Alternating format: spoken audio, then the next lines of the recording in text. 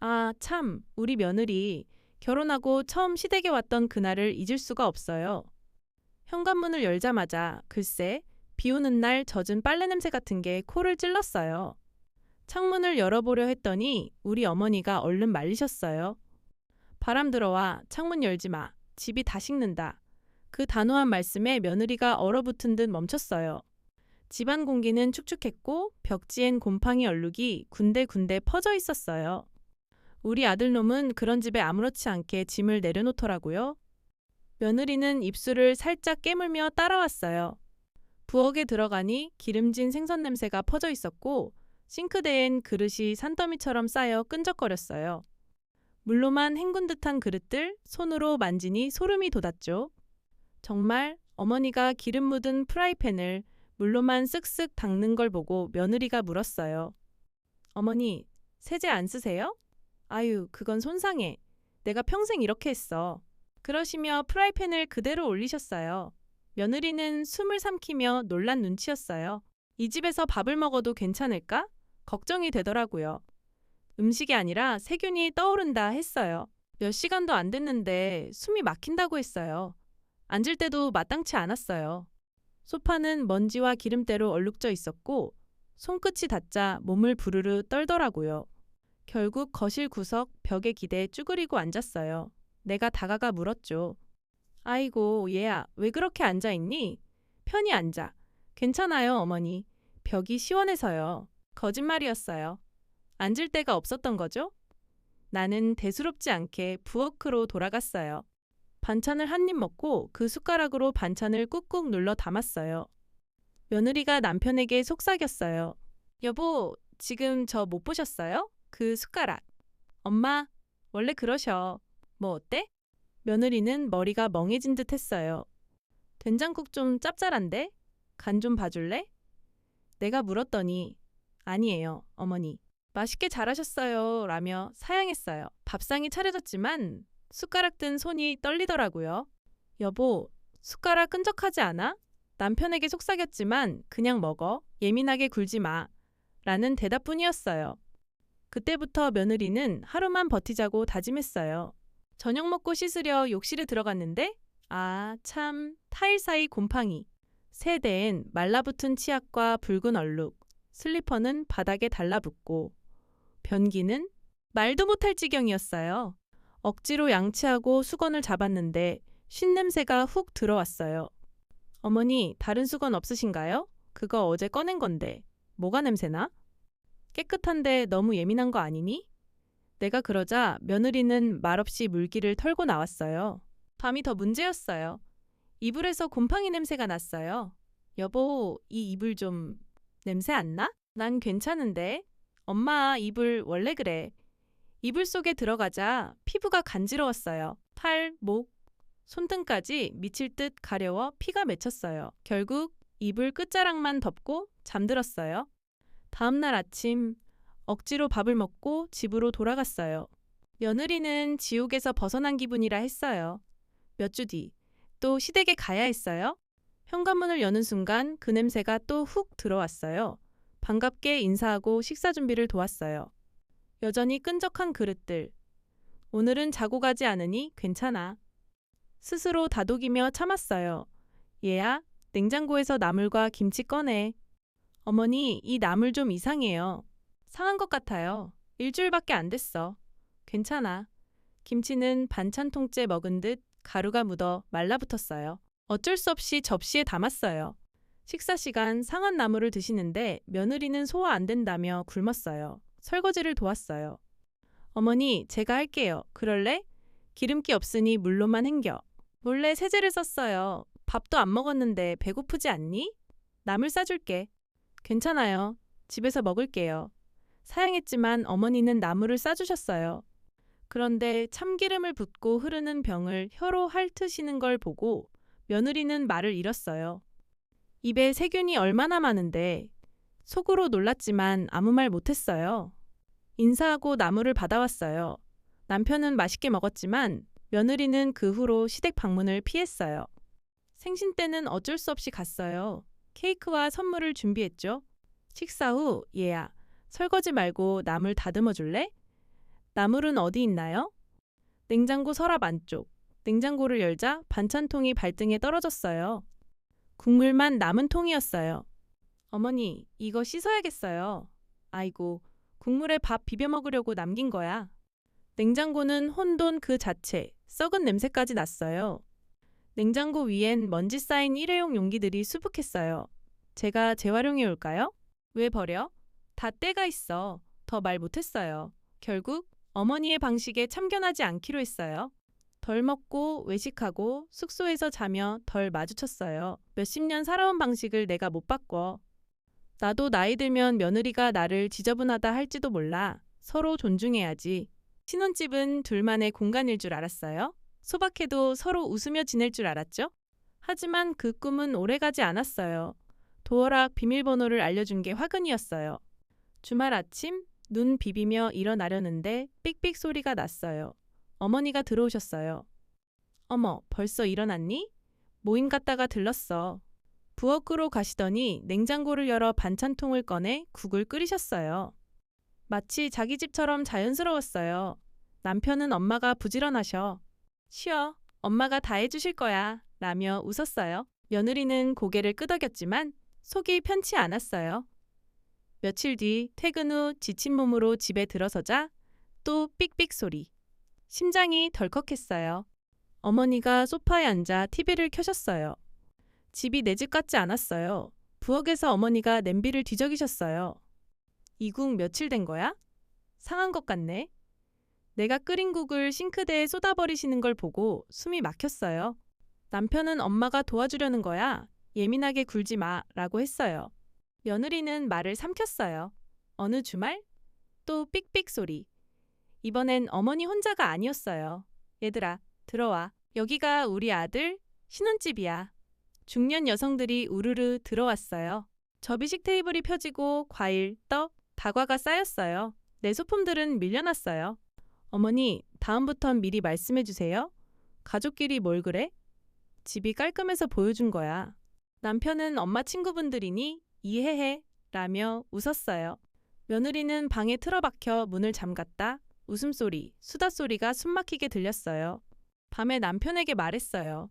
누가 올 땐 나한테도 말해줘야지. 왜 그렇게 까다롭게 굴어? 엄마가 친구 부른 게 뭐 어때?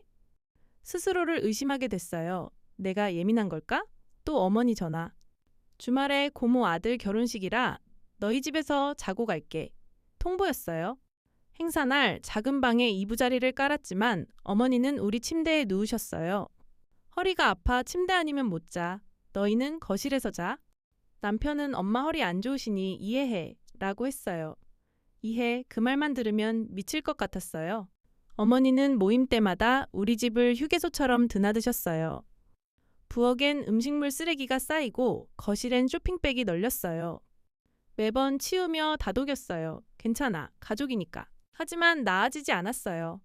어느 날 늦게 퇴근해 집에 들어서니 냉장고 문이 열려있고 싱크대엔 쓰레기가 산더미, 바닥엔 국물 자국, 메모엔 고기 냄새 나서 버렸어. 와인도 유통기한 지나서 버렸어. 라고 적혀 있었어요. 아껴둔 고기. 특별한 날 먹으려던 와인이 쓰레기통에 주저앉았어요. 남편이 돌아와 물었어요. 뭐해? 메모를 보여줬더니 엄마가 너 생각해서 한 거야. 상한 거 먹으면 안 되잖아. 그 말에 온몸이 얼어붙었어요.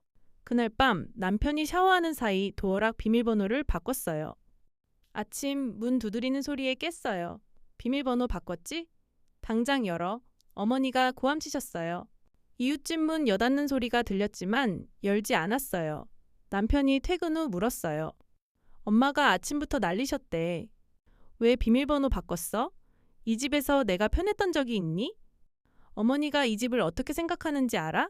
가족끼리 공유하면 어때? 왜 심각하게 굴어? 내 엄마가 먼저야? 내가 먼저야? 남편은 침묵했어요. 그 순간 모든 게 끝난 듯 했어요. 물건을 챙겼어요. 반지를 테이블에 올려두고 집을 나왔어요. 남편이 물었어요. 정말 이대로 가? 응, 이제 그만할게. 택시를 타고 숙소로 갔어요. 고요한 방에서 숨통이 트였어요.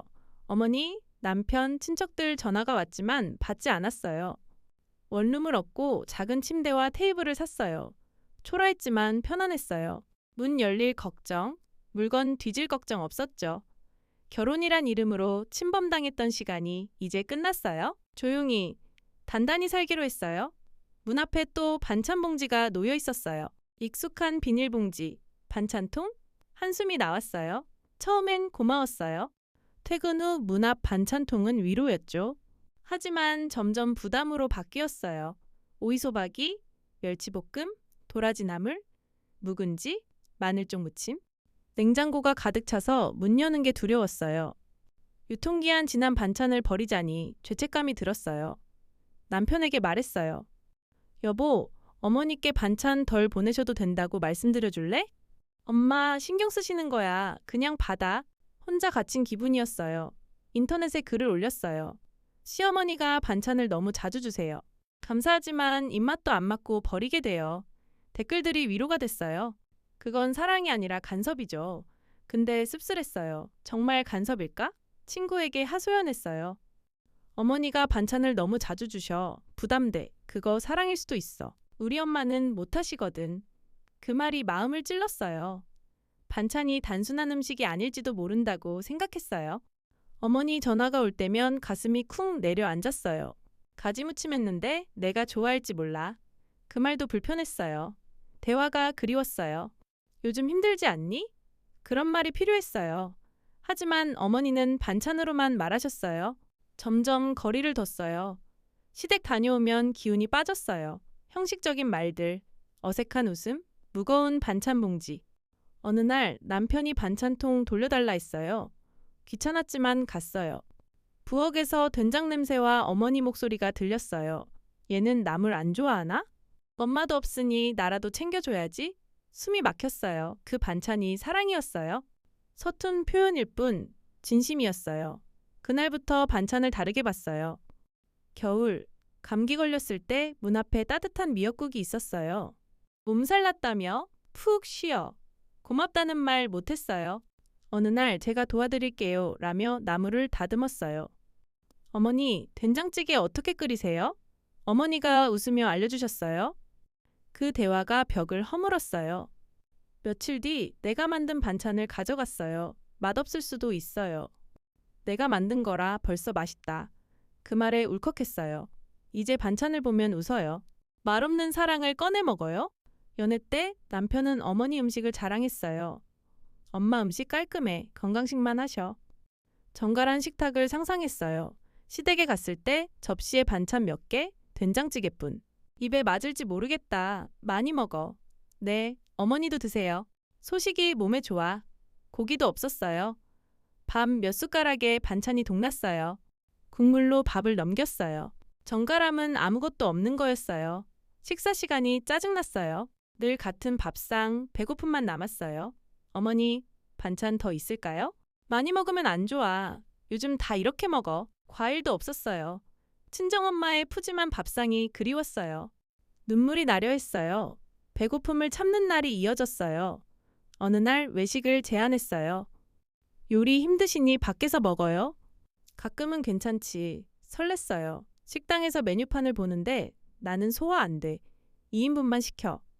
2인분을 넷이 나눴어요. 어머니는 1인분을 드셨어요. 결국 배고프게 끝났어요. 화가 났어요. 이번엔 내가 음식을 해갔어요. 갈비찜, 불고기, 잡채, 국까지 푸짐히. 얘, 이렇게 많이 했니? 누가 다 먹어? 작은 접시에 담으시더니 더 꺼내지 않으셨어요. 양이 부족한 것 같아요. 식탐 있구나? 말을 잃었어요. 결국 집에서 밥을 먹고 가기로 했어요. 자기, 왜 밥을 먹어? 엄마 집에서 먹으면 되지. 묵묵히 먹고 시댁에 갔어요. 얘, 왜 밥을 못 먹니? 소식이 좋아요. 햄버거 가게에 들렀어요. 내 밥은 내가 챙기기로 했어요. 남편이 교통사고로 다친 어머니를 집에 모시자 했어요. 며칠 만이야? 그 며칠이 1년이 됐어요. 새벽 5시. 부엌에서 달그락 소리. 배고파서 냄비 찾았어. 신경 쓰지 마. 매일 새벽 그랬어요. TV 소리는 귀가 떨어질 듯 컸어요. 어머니, 소리 좀 줄여주세요. 이게 뭐 시끄럽니? 흥이 나야지. 귀마개를 샀어요. 식사 시간은 고통이었어요. 숟가락으로 반찬을 뒤적거리셨어요. 어머니, 젓가락 쓰세요. 난 이게 편해. 따로 덜어드렸더니 반찬 왜 이렇게 조금 담아? 무시하니? 편하시라고요. 기분이 상하셨어요. 치킨 한 마리도 눈치 보며 시켰어요. 어머니가 다 드셨어요. 어머니의 시선은 CCTV 같았어요. 어머니, 뭐 필요한 거 있으세요? 아니, 그냥 내가 뭐 하나 봤어. 숨 돌릴 틈이 없었어요. 저녁엔 소파에 누워 TV 켜놓고 주무셨어요. 볼륨을 줄이면 왜 꺼? 보고 있는데 새벽까지 TV가 켜져 있었어요. 친구들과 약속 잡았는데 남편 전화. 어머니가 울고불고 난리야. 먹을 것도 안 주고 나갔다고? 억울했어요. 나 이제 어머니랑 못 살아. 당신은 우리 애들이랑 나 안 생각해? 엄마는 어떻게? 요양원 보낼 수도 없잖아. 친구 집으로 갔어요. 3일째 남편 전화. 미안해. 당신이 얼마나 힘들었는지 알겠어. 방 얻어드릴게. 어머니는 요양원 거부하셨어요. 근처 빌라를 구해드렸어요. 가끔 반찬만 드렸어요. 집이 조용해졌어요. 아이들도 웃고 나도 커피 한 잔의 여유를 찾았어요. 가족이라 꼭 같이 살아야 하는 건 아니에요. 시댁에서 살게 됐어요. 어머니는 외식을 싫어하셨어요. 집에서 간단히 먹는 게 최고야. 박 음식은 조미료 많고 더러워. 나도 집밥이 나쁘지 않다고 생각했어요. 하지만 간단히의 뜻이 달랐어요. 남편 있는 날엔 제육볶음, 생선구이, 반찬이 풍성했어요. 나와 단둘이면 라면 끓여 먹자. 된장찌개 남은 거로 먹자. 찬물에 김치 말아 먹자. 늘 대충이었어요. 어머니, 새밥해서 맛있는 반찬 먹으면 안 될까요? 맨날 새밥하면 남은 밥은 누가 먹어? 음식 아까운 줄 모르니? 눈물이 났어요. 차별이 서러웠어요. 생신날도 집밥, 라면, 미역국뿐. 어느 날 남편이 일찍 온다고 했어요.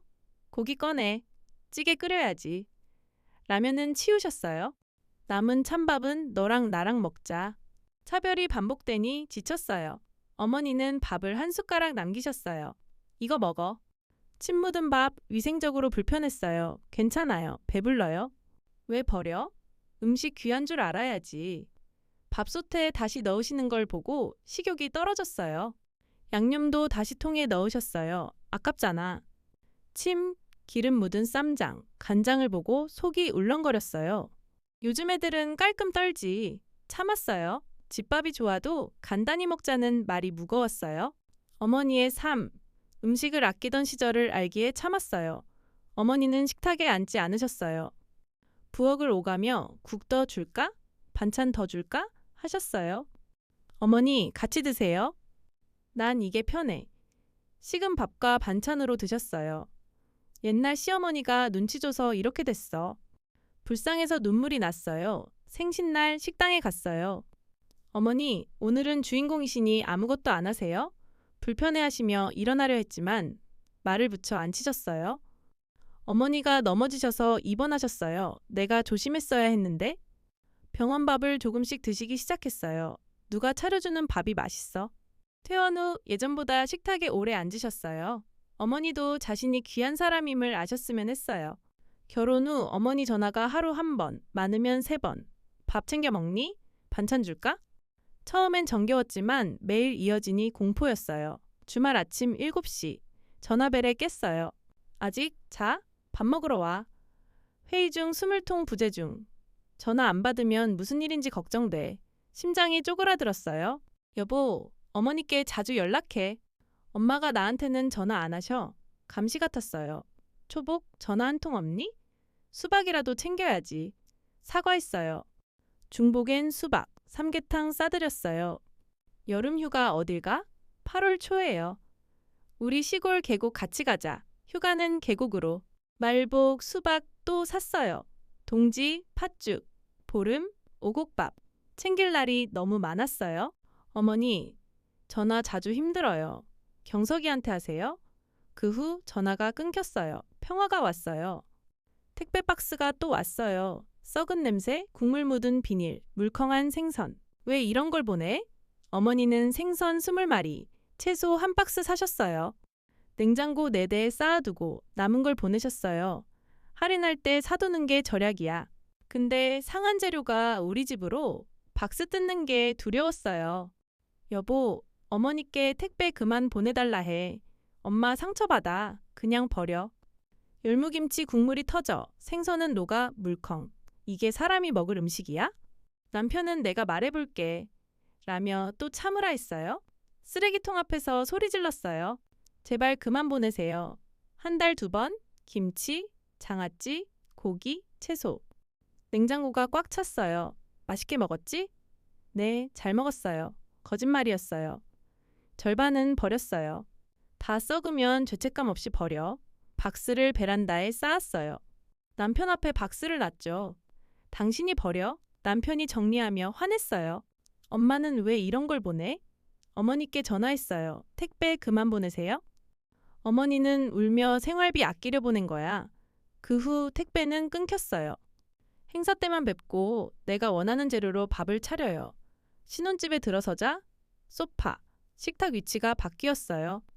서랍 속 수저, 냄비, 수건, 치아까지 뒤죽박죽. 어머니, 집 다녀가셨어요?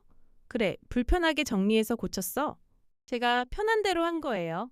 바꾸지 말아주세요. 도와주려 한 거야. 예민하게 굴지 마. 손이 떨렸어요.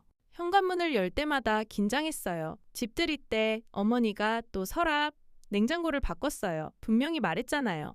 왜 또 바꾸셨어요? 편하라고 한 거야. 전 불편해요. 시아버지가 중재하셨어요. 미안하다. 그 후 어머니는 오지 않으셨어요. 친척 결혼식으로 오셨을 때 이번엔 절대 손대지 마세요. 약속하셨어요. 근데 손톱 깎기, 머리끈, 수건 위치가 또 바뀌었어요. 명절, 시댁에서 물건을 살짝 옮겼어요. 어머니가 화냈어요. 내가 정리 건드렸지? 도와드리려 했어요. 심술나서 그랬어. 미안하다. 어머니의 억울함을 알았어요. 이해됐지만 내 공간은 지키고 싶어요. 여러분, 가족이라도 서로의 방식을 존중해야 해요. 마음 따뜻하게 서로 이해하며 살아가요.